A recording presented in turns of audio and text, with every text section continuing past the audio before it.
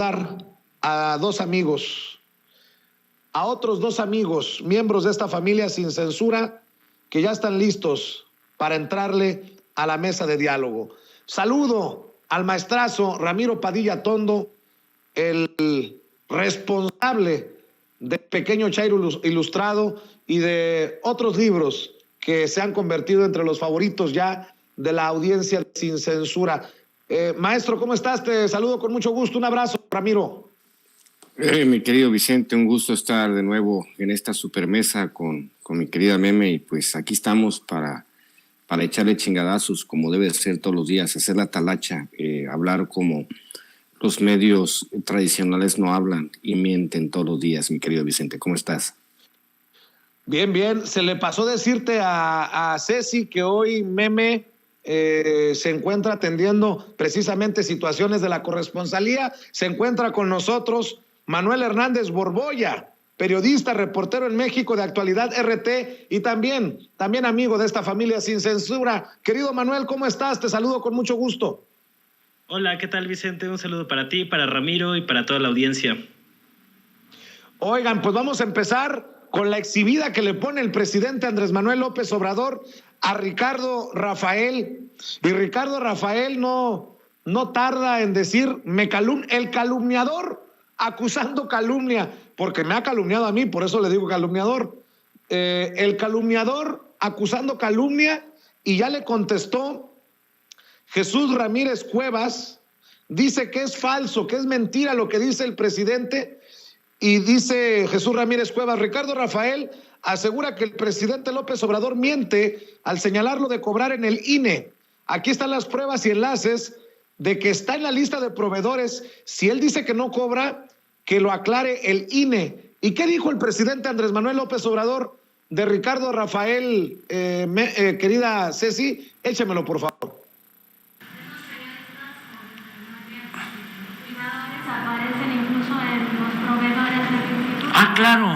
Claro. Vi este señor que también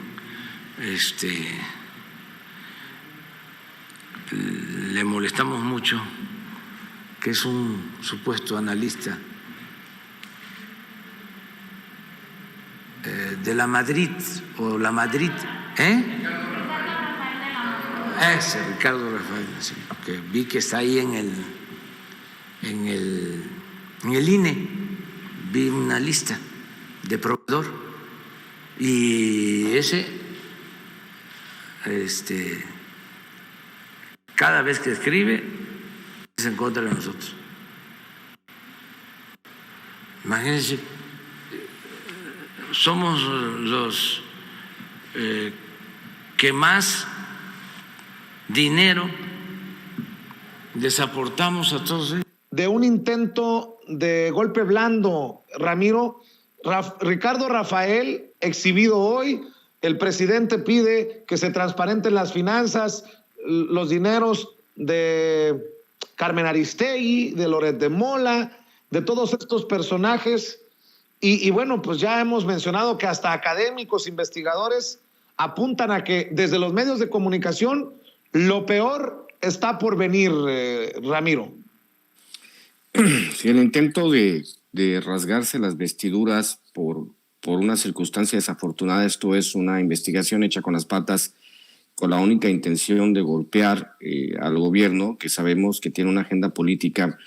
Si ustedes se dan cuenta, en Estados Unidos está claramente diferenciado quién está con quién. Por ejemplo, en Fox News nosotros sabemos que son el brazo armado del Partido Republicano, y hay otras estaciones de televisión también. Hay que recordar, por ejemplo, para darle perspectiva al público de Sin Censura, les vamos a recordar algo que sucedió cerca del 2003, que esto es los medios de comunicación, para que se den idea de la importancia de los medios de comunicación. En Estados Unidos, los medios de comunicación le vendieron la guerra de Irak al público norteamericano.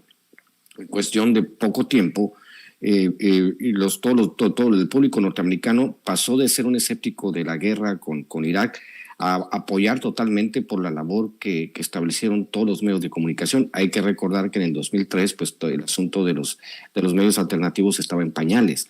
No podría, por ejemplo, Estados Unidos vender una guerra hoy porque hay muchos canales de YouTube que se opondrían totalmente, porque hay información circulando en los medios alternativos.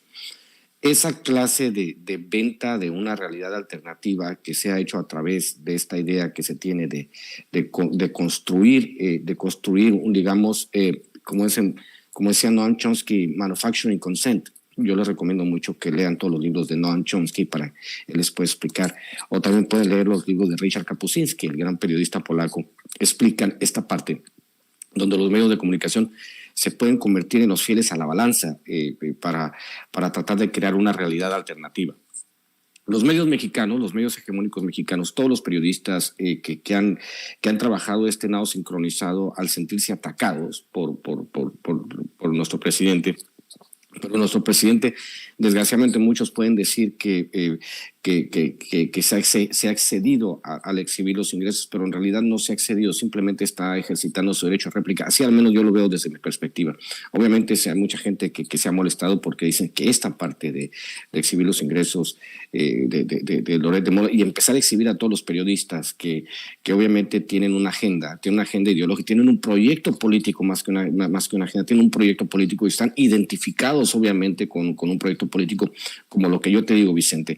Todos ellos identificados, por ejemplo, con la venta de una guerra, la venta de guerra que le hicieron de Irak, la cual ocasionó cientos de miles de civiles inocentes muertos. Esa es más o menos la gravedad de lo que podemos entender en México, pero obviamente nosotros estamos en circunstancias distintas porque nosotros tenemos los medios alternativos y la gente, mucha gente, un gran porcentaje de los mexicanos se informan con medios alternativos, así que es muy difícil que ellos nos puedan vender una guerra al estilo de los medios norteamericanos. El único que se opuso a la guerra fue un camarada que tenía los talk shows, no sé si recuerdas a Phil Donahue. Phil Donahue fue el único que fue vocal al decir que no, que lo que estaba haciendo Estados Unidos era vender de mala manera una guerra que no era cierto, que era una guerra falsa, y lo corrieron, fue el único que se opuso. Pero todos los demás, el 100% de los medios de comunicación, todos los presentadores de noticias, todos los intelectuales, todos se unieron detrás de la causa del asunto de las armas de destrucción masiva que nunca existieron. Es por eso que es tan importante que la gente recuerde la historia de cómo los medios de comunicación han trabajado el asunto. Vamos a recordar el asunto de O Globo en Brasil, que le vendieron el caso de que Lula da Silva tenía un departamento que no sabía que existía y por ello lo metieron a la cárcel. Hay que recordar lo que se ha vendido en Ecuador. Hay que recordar, por ejemplo, que en Colombia, que nunca ha gobernado la izquierda es la culpable de todos los males en Colombia. Hay que recordar lo que sucedió en Argentina, que después de una campaña contra, digamos, Cristina Fernández de Kirchner, que 2 años después a mí me tocó estar en Argentina, había canales especializados en Argentina en atacar a Cristina Fernández de Kirchner 2 años después de que había salido de presidenta. Entonces, la derecha y sus campañas de desinformación tienen que enfrentar ahora sí el escrutinio de todo el público.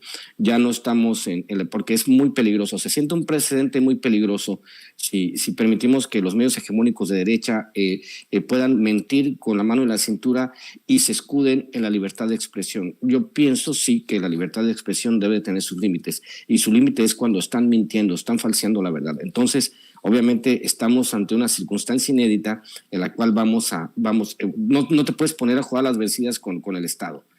Obviamente el presidente ha sido respetuoso, no ha censurado a nadie, pero quizá ya sea tiempo de apretar un poco las cuerdas, mi querido Vicente. Difiero contigo, mi querido Ramiro Padilla Tondo. Siempre hay que darle prioridad y preferencia a la libertad de expresión. Nunca pudiera estar desde la trinchera de sin censura en apretar ninguna tuerca en ese sentido, pero eso sí te voy a decir, al César lo que es del César. Yo puedo tener muchas diferencias con Rubén Luengas, con quien he salido del chongo en muchas ocasiones, pero también en español, en la prensa en Estados Unidos, si alguien se opuso a la guerra contra Irak, abiertamente fue Rubén Luengas, y lo que lo llevó también a confrontarse incluso con Jorge Ramos, que le hizo el juego a la administración de George W. Bush. Ahora sube al ring Ricardo Rafael, querido Manuel, otro más de las mesas de análisis de Carmen Aristegui, una Carmen Aristegui que ha sido señalada duramente por el presidente Andrés Manuel López Obrador, pero pues con estas mesas de análisis y con estos golpeadores, híjole, es difícil entender a la Carmen de hoy con la Carmen por la que mucha gente salió a defender en su momento en años anteriores. Tienes a Ricardo Rafael, a Sergio Aguayo, a Denise Dresser, tienes ya incluso a Anabel Hernández, en fin, ¿cómo ves la situación, Manuel? Yo creo que en toda esta disputa y en este golpismo mediático que estamos viendo en las últimas semanas de manera muy exacerbado contra López Obrador, esta ofensiva contra los hijos, que le fue muy difícil al presidente esta situación, hay también un componente importante de una lucha de clases. A estos periodistas de élites o que han formado parte de las élites que se han beneficiado de los abusos del régimen neoliberal, así hay que decirlo, que sus carreras estuvieron, digamos, atadas a estos vínculos, a estos grupos de poder en mayor o menor medida, pues ahorita están muy desencajados precisamente por esta confrontación abierta entre la presidencia de la República y estas élites periodísticas, entre las cuales pues incluyen personajes como Ricardo Rafael, que desde hace ya un buen rato pues ocupan espacios de privilegio en los medios de comunicación. Y lo mismo pasó con el caso de Loret de Mola y demás, ¿no? Mientras llevan años matando a periodistas, ahora sí que periodistas de a pie, están reportando en las calles, en estados muy peligrosos, sumidos por la violencia. Yo no he visto a ninguno de estos periodistas, o a muy pocos, en las protestas cuando ha habido asesinatos de periodistas, y al menos yo llevo ya un buen rato asistiendo a esas marchas, pues, por lo menos desde 2015, 2016, desde 2015 más o menos, y yo al menos no me ha tocado ver por ahí a personajes como Ricardo Rafael y demás. Entonces, me parece que de alguna manera hay un componente importante de lucha de clases en este asunto, y cuando la confrontación llegó a un periodista o a un comunicador, porque no le puedo llamar periodista, como Carlos Loret de Mola, pues inmediatamente saltaron estas élites, ¿no? Porque les estaban tocando a uno de los suyos, a un integrante, a un beneficiario y a un defensor de la derrotada oligarquía neoliberal, que siguen reclamando sus privilegios, que se construyeron a base del abuso sobre las clases trabajadoras, con medidas como el outsourcing, por ejemplo, ¿no? Que estos personajes defendieron. Y ahora resulta que hasta Felipe Calderón pues también es de los Lorets, como ahora yo les digo, ¿no? A estos que todos son Loret, que es como un álbum de estampas de los coleccionable de los integrantes de la derecha mexicana, ¿no? Y del sector más golpista de la derecha mexicana. Entonces creo que pues esta situación es evidente en todo este conflicto, y que durante años de que mataron a periodistas rasos, pues no les importaba, pero ahorita que osaron cuestionar y responder a algunas de las mentiras y de las inconsistencias que han publicado en las últimas semanas, que tienen claras intenciones políticas, porque digo, quien a estas alturas siga creyendo que la información que difunden medios como Latinos o Mexicanos contra la Corrupción y la Impunidad no tienen una clara agenda política, pues una de dos, o está pecando de ingenuidad al extremo, o de plano hay un intento por engañar al público, ¿no? Entonces, creo que toda esta situación está muy, muy inmersa en esta confrontación abierta, porque no es López Obrador contra todos los periodistas, como están tratando de construir esa narrativa, sino contra unos periodistas o comunicadores de élite que han sido mercenarios informativos de los grupos de poder que saquearon al país durante décadas. Entonces, ahora que no nos vengan con que son periodistas libres, imparciales, autónomos, objetivos, neutrales, independientes, cuando pues esa narrativa pues, les conviene muy bien para el golpeteo político, y que hemos visto cosas que llaman la atención, ¿no? En el fin de semana pasado estuvo, por ejemplo, este señalamiento que hizo la Embajada de Estados Unidos, de que se pronunciaban en contra del asesinato de periodistas. Es decir, el gobierno de Estados Unidos ya también está usando este tema de la violencia contra periodistas, que es lamentable, es criticable y es condenable, pero la manera en que lo están usando estos grupos, como el gobierno de Estados Unidos, los grupos de la oligarquía derrotada neoliberal en México, para hacer política y tratar de posicionar su agenda restauracionista de los privilegios de las élites neoliberales, me parece una cosa terrible y muy preocupante, y lo estamos viendo también con algunos medios extranjeros, ¿no? Ahí estaba hoy comentando el presidente López Obrador sobre este editorial que publicó el Washington Post, pidiéndole a Joe Biden que regañe a López Obrador por la situación y el ataque, así dijo el Washington Post, contra la prensa en México. Y es curioso y muy paradójico que se lo pidan a un presidente como Joe Biden, que en enero pasado insultó a un reportero de Fox News llamándole hijo de perra en una conferencia de prensa, ¿no? O sea, ¿a qué clase de juego están jugando estos medios hegemónicos estadounidenses que están defendiendo los intereses de la oligarquía, y que si fueran tan congruentes con lo que predican, pues no tendrían entre sus columnistas a un mentiroso probado y a un experto en montajes como lo es Carlos Loret de Mola? Y creo que lo mencionaba hace rato, ya me ha refrescado la memoria el querido Quique Legorreta, mi querido Ramiro, sobre algo que te voy a mencionar, pero antes una aclaración. No es que diga que, con lo que le comenté a Ramiro, que no estaba de acuerdo con apretar tuercas, no es que yo esté a favor de la difamación, de la calumnia, pues somos víctimas también nosotros de eso, pero el propio presidente ha dicho que prefiere esos excesos en pos de la libertad de expresión que la censura, y que él mismo pues hace uso de esa libertad de expresión para responderles. Y miren el momento en el que estamos. Yo prefiero mejor decir el que se lleva se aguanta, y vamos con todo, a quitarnos las máscaras, a poner nuestros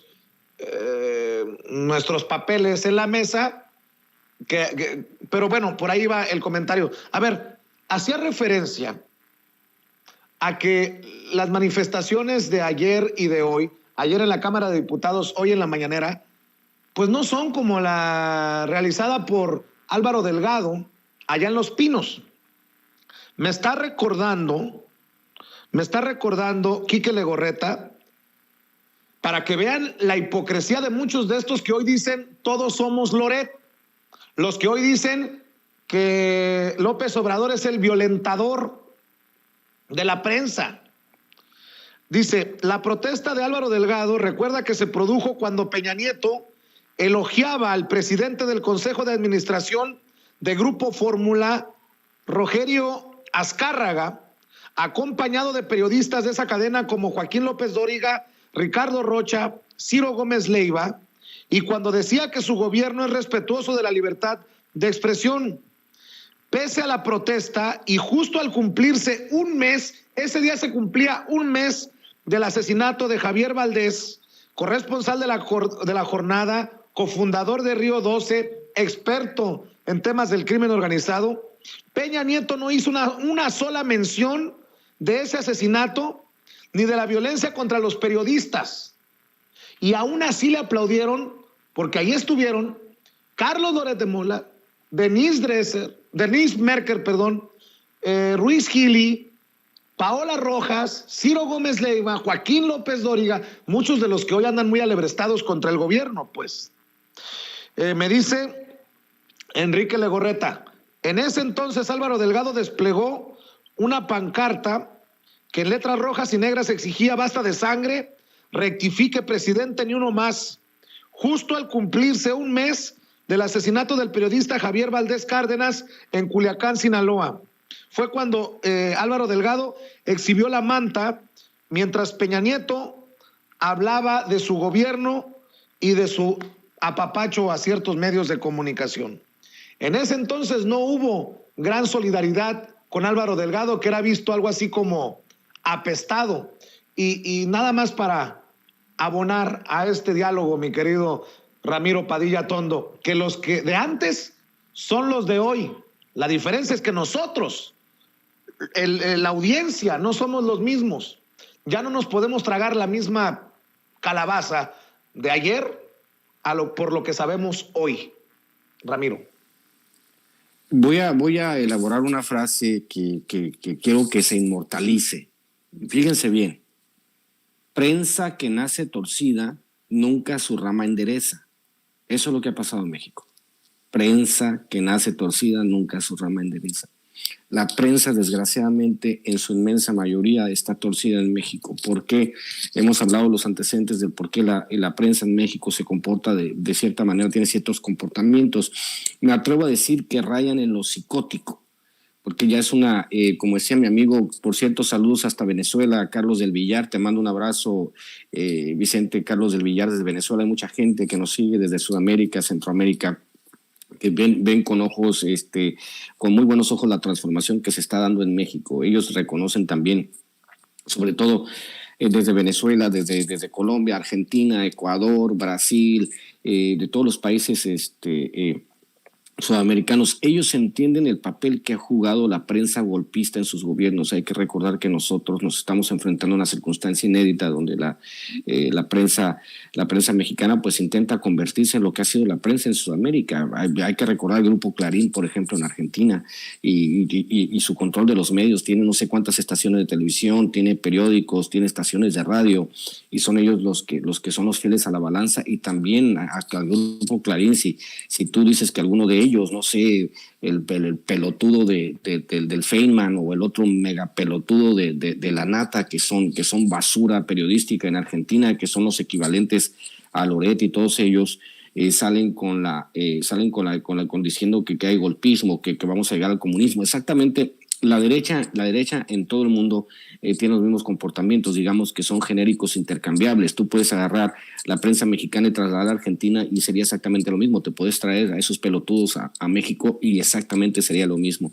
Entonces lo que estamos viendo es obviamente esta idea de la construcción de una narrativa, porque eso es al final de cuentas lo que quieren hacer, ¿no? Construir una narrativa para desarrollar la idea de que sí, nosotros sí somos corruptos, pero ellos también. Y obviamente no, pues lo hemos dicho muchas veces, si ellos, para ellos hubiese sido oro puro haber encontrado algún movimiento extraño en López Obrador para haberlo destrozado de una, pero nunca lo pudieron encontrar. Entonces, ahora con este trabajo que se hace de demolición, el trabajo de tratar de crear una percepción, de tratar de calentar las redes, obviamente voy a parafrasear a Lord Montajes, Twitter no representa lo que es México, y aparte si esos como 60,000 que dicen ellos se juntaron, por ejemplo en Nueva Delhi, se juntaron en Arabia Saudita y hicieron traducción simultánea a todos los bots, ¿no? Para apoyar a Loretito, pues obviamente no funciona así. La verdadera fuerza está en otro lado. Pues obviamente el presidente ha decidido pues escalar el conflicto, y a mí me parece bien que haya decidido pues ya saltar al ruedo y señalarlos con nombre y apellido, porque pues ellos no juegan limpio. El problema que tenemos la izquierda y que tiene la derecha es que nosotros, la izquierda, por ejemplo, cualquier cosa que digamos tiene que estar sujeta a datos duros y tiene que ser veraz. Esa es porque si imagínate que alguno de nosotros dé un dato falso, andamos siempre caminando por una línea muy delgada de credibilidad. En cambio, la derecha puede mentir con la mano en la cintura y nadie lo va a llamar a cuentas. Esa es la lucha tan desigual. Ellos tienen el 90% de los medios, ellos tienen los periódicos, ellos tienen todo el capital del mundo, del dinero que se robaron de nuestros impuestos, construyeron un capital de dinero que se robaron de nuestros impuestos para mentirnos con nuestros propios impuestos. Entonces, obviamente, nosotros tenemos que hacer la parte de que nos corresponde. Como te digo, vamos a trabajar una plataforma para darle la batería, ya luego les iré informando, ya les informé un poco, pero tenemos que empezar a combatir eso, porque nosotros no podemos salir o que vamos a convertir mentiras con mentiras. No, vamos a combatir el dinero sucio con dinero limpio, es lo que vamos a hacer, y ese es parte del proyecto que tenemos con los migrantes en Estados Unidos, de combatir toda esta serie de desinformación. Es un trabajo difícil porque obviamente yo te he visto, Vicente, con la frustración de que estás debatiendo con un cabrón que sabes que te está mintiendo en la cara. A nosotros nos sucede mucho, ¿no? Estás debatiendo con un cabrón que sabes que te está mintiendo y dices, pues está mintiendo este cabrón. ¿Por qué no dice la verdad? Porque la derecha es muy cínica a la hora de mentir. Mienten y mienten y mienten. Ahí está tu amigo, el Paquito del barrio, el Alasraqui, rata dos patas, que dice que hay que mentir. Y obviamente pues nosotros no podemos mentir, nosotros estamos sujetos, estamos atados a la verdad. Y mientras el combate sea la verdad contra las medias verdades y las mentiras que está propagando la derecha, pues la lucha es más o menos desigual. Pero va a llegar el momento en que nos vamos a imponer. Y obviamente el presidente tiene que salir a responder, porque la palestra más importante es la mañanera, pero también Morena se queda corta. No sé si estará de vacaciones Mario Delgado, Ricardo Monreal, todos ellos estarán de vacaciones. ¿Por qué no salen estos cabrones de Morena a echar chingadazos en las redes sociales, a pelear, a responder, sobre todo los dirigentes, ¿no? Veo que sí los senadores y los diputados sí le entran a los fregadazos, pero los dirigentes se están quedando muy cortos. Pero en esta digamos, suerte de guerra híbrida donde los medios de comunicación van con todo. Yo creo que lo dije en enero, empezaron el año muy rabiosos los de la derecha. ¿Por qué? Pues obviamente pues que vienen ya la consolidación de las obras de infraestructura importantes, viene la revocación de mandato, vienen muchas cosas que los van a dejar sin municiones. Estos son igual que como la elección acuérdate, la elección del 2021, los primeros meses andaban rabiosos, se calmaron un poco y vuelven a la carga. Déjenme decirles, señores, de nuevo, esto es muy importante que si la gente, porque yo sé que nos monitorean los canales de derecha, va de nuevo. Nosotros ganamos, nosotros ponemos la agenda, nosotros somos mayoría y no importa todas sus mentiras, no van a regresar al poder jamás a pesar de sus mentiras. Siéntense y busquen otra estrategia. La estrategia del golpismo y de demeritar lo que hace el gobierno no les va a funcionar.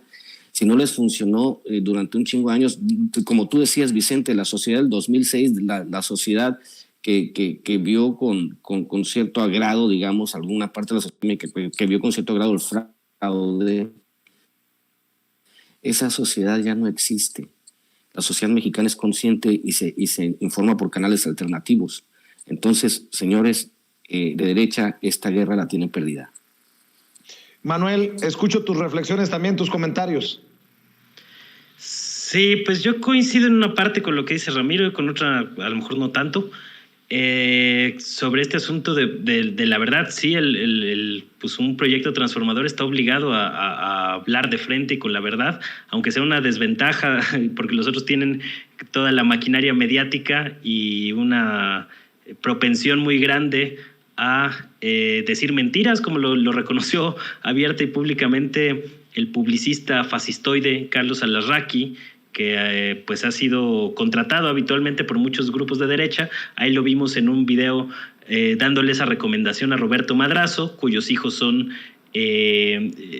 inversionistas del medio Latinus, que proyecta a Carlos Loret de Mola, y se ve que Carlos Loret y compañía pues le hacen mucho caso a los consejos de personas como Alarraqui, ¿no? Porque pues esa es la constante que han seguido a lo largo de sus trayectorias y sobre todo pues ahora en esta etapa en Latinus, donde claramente pues han montado una ofensiva informativa o desinformativa contra el presidente de la República, ¿no?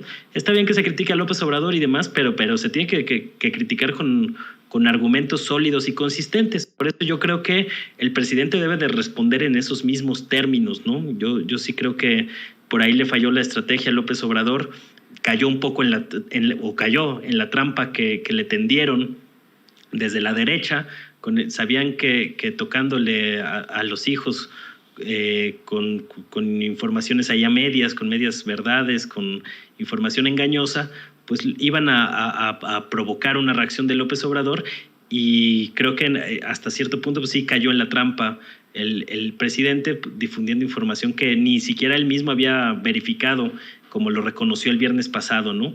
Entonces, y que también presenta algunas inconsistencias. Hoy, por ejemplo, estaban aclarando que no necesariamente había recibido Carlos Loret 11 millones por parte de Televisa, pero sí 2.5 millones. Es decir, ahí todavía faltan muchos asuntos por aclarar.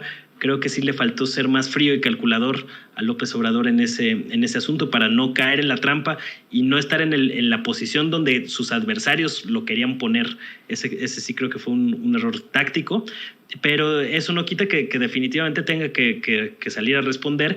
Y en lo que sí coincido con Ramiro es este asunto de que sí se ve solo el presidente, ¿eh? Yo no he visto muchos liderazgos saliendo a apoyar o a ponerse los guantes al mismo nivel para librar esta batalla por el control de la agenda pública o de la agenda mediática o la agenda de conversación. Por ahí vi algunas manifestaciones de respaldo del canciller Marcelo Ebrard, de Claudia Sheinbaum, que curiosamente pues son los dos perfiles presidenciales más consistentes, pero en efecto Mario Delgado, otros liderazgos de Morena y de la Cuarta Transformación pues han brillado un poco por su ausencia en esta polémica, o que a lo mejor se han pronunciado pero no con la fuerza suficiente, ¿no? Entonces todo acaba recayendo siempre en lo que hace o deja de hacer López Obrador, y creo que esa parte es un poco preocupante porque no puede concentrarse toda el peso del proyecto en solamente la figura del presidente. Debe de haber otros liderazgos que salgan también a refutar, a rebatir, a dar la pelea en el terreno mediático, y no hemos visto tanto esa situación. Entonces yo creo que también es un punto que hay que tomar en cuenta. Nada más para abonar a esto que estás diciendo, salió René Bejarano, fíjate quién, René Bejarano en redes a decir: buenos días, hay que seguir trabajando en unidad por el proyecto de la Cuarta Transformación, por el buen vivir, por López Obrador. Y ya salió Carlos Loret de Mola a darle duro. Este respaldo no lo tiene ni Obama, se está cayendo a pedazos, precisamente por lo que decías, ¿no? Sí, pues es que pues está flaca la caballada, ¿no? O sea, yo no veo así un respaldo masivo y demás. Hay más por parte de los simpatizantes de López Obrador, que sí son más aguerridos en este tema de redes, pero faltan esos liderazgos, ¿no? Que vayan a los programas de debate a dar la pelea, a ponerse los guantes, porque también esta ofensiva mediática no nada más es contra el presidente, es contra todo el proyecto que está tratando de cambiar las cosas y la correlación de fuerzas entre las élites que se apoderaron del país durante el régimen neoliberal, que curiosamente pues están tan desarticulados en la derecha mexicana que celebraron una reunión en Twitter de, ellos dicen, 60,000 personas, como si hubieran ganado las elecciones presidenciales. Es una cosa patética y deplorable, pero que te habla mucho de cómo están ellos también urgidos de estos liderazgos que les permitan rearticularse, porque andan un poco sueltos y pues nomás no levantan en las encuestas. En una de esas hasta por ahí andan candidateando a Loret, a ver si así por lo menos suben unos puntitos en las encuestas, porque de ahí en fuera no se ve ningún liderazgo tampoco en la derecha mexicana que les permita competir de manera real en la sucesión presidencial de 2024, pero sí creo que le falta acompañamiento al presidente. En el gabinete pues es prácticamente inexistente los pronunciamientos, ¿no? O sea, a lo mejor están muy metidos en sus encomiendas y demás, pero no hemos visto así un respaldo en redes, sobre todo, que permita contener un poco esta ofensiva. Y con lo de Bejarano, pues digo, pues siempre va a ser complicado recibir un apoyo de un personaje que fue exhibido con tanta hazaña como lo fue René Bejarano, ¿no? Entonces, todo lo que puedan usar estos grupos para denostar, lo van a utilizar. Entonces, precisamente por eso hay que salir a dar la pelea por parte de los grupos que simpatizan con López Obrador, pero sí hacen falta que estos liderazgos sean más visibles. O sea, no pueden ahí deslindarse de este conflicto, ¿no? Así es. Querido Manuel Hernández Borbolla, ¿por qué no cerramos invitando a la gente a tu canal de YouTube, a tus redes sociales, para que se sienta el respaldo? Ese apoyo sí se ve. Muchas gracias, Vicente. Pues sí, ahí andamos en el canal de YouTube, Manuel Hernández Borbolla, comentando algunos de estos temas más a fondo, en la página de Facebook, Manuel Hernández Borbolla Periodista, y de tiempo completo ahí en Twitter, @Manuel H. Borbolla. Muchas gracias por la invitación. Un gusto siempre estar aquí con ustedes, con la mesa, con Ramiro, y un saludo para toda la audiencia. Claro que sí, gracias Manuel. Ramiro Padilla Tondo, cerremos también invitando a la gente a tus trincheras, a tus esfuerzos. Señores, ahora que ando de gira por Estados Unidos, me han llegado varias peticiones de la comunidad migrante por hacer algún proyecto, una plataforma. Les iremos informando qué es lo que se va a hacer. Los migrantes también quieren convertirse en parte de la transformación de manera más activa. Ya les iré explicando de qué se trata el proyecto que traemos. Y pues después de esta campaña de desinformación, decirle a la derecha que ustedes acaban de despertar un gigante dormido que es la comunidad migrante en Estados Unidos. van a esperar noticias de nosotros coordinando este proyecto. Y pues nos vemos hoy en la noche en Chaironomics, por ahí de las 11 de la noche, @Ramiro Atondo, @Chairo Ilustrado, estamos en Twitter. Y decirles, cierro con un pensamiento, y que es muy importante que se entienda. El presidente es humano, el presidente tiene un corazón, tiene sentimientos. Obviamente no esperen que el presidente sea un político como un robot, no es un muñeco acartonado como Peña Nieto, no es un genocida como Calderón, no es una mente malvada como Carlos Salinas de Gortari, no es un vendepatrias como Ernesto Zedillo, no es un bruto como Vicente Fox, es una persona con sentimientos. Y así como él, por más político que seas, siempre en tu corazón va a estar primero tu familia. Con eso cierro, mi querido Vicente. Muchas gracias. Muy bien, muchas gracias, Ramiro Padilla Atondo. Gracias, Manuel Hernández Borboya. Estamos al pendiente para otra mesa de diálogo aquí en Sin Censura. Oiga, a ver, ¿qué cosas pasan?